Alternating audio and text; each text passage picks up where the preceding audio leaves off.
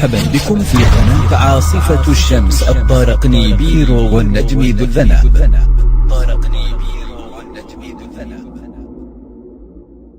السلام عليكم ورحمة الله وبركاته. أتمنى أن تكونوا بخير جميعا إن شاء الله، ودائما لا ننسى أن ندعو لإخواننا في غزة وفي فلسطين.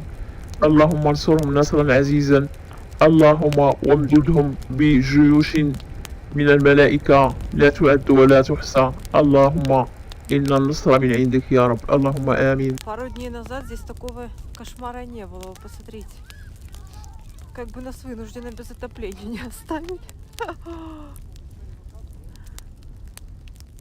بالنسبة لي اليوم لا أرى هناك الكثير من الكوارث، ربما لم تصل بعد لأنه اليوم يوم عطلة في الكثير من الدول. بالنسبة للسعودية سبحان الله هناك طقس متميز خصوصا في مدينة ينبع، فهناك صاعقة كادت أن تؤدي بحياة شخصين سبحان الله. أيضا في نفس المدينة هناك فيضانات واسعة.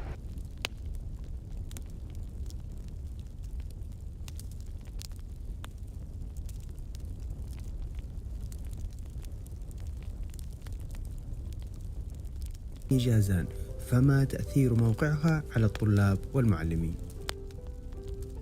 موقع المدرسة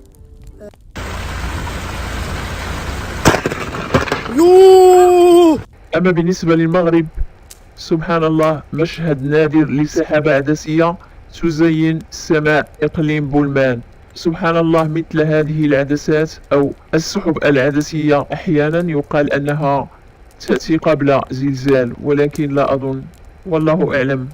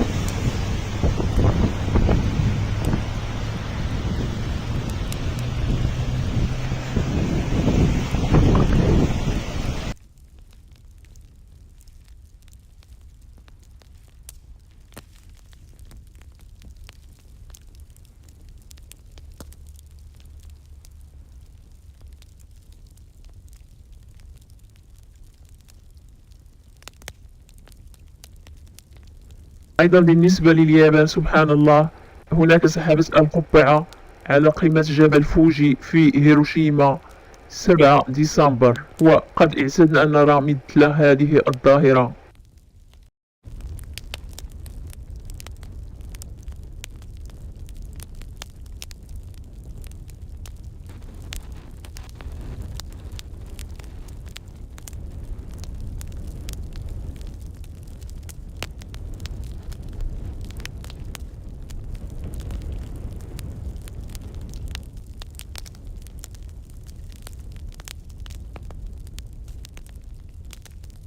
بالنسبة للمكسيك هناك أسراب هائلة من الجراد، وهناك جهود كبيرة للقضاء عليه. هذا الفيديو لطائر الفلامينغو سبحان الله منظر مدهش في منطقة ميريز، فقد تم تصوير الفيديو بالقرب من مدينة مانجيساو في كازاخستان.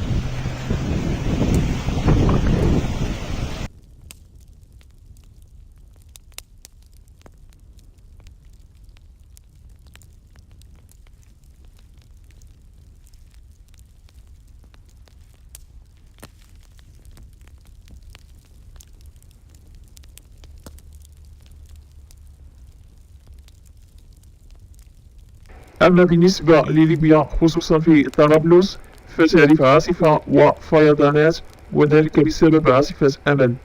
والسلام عليكم ورحمة الله وبركاته.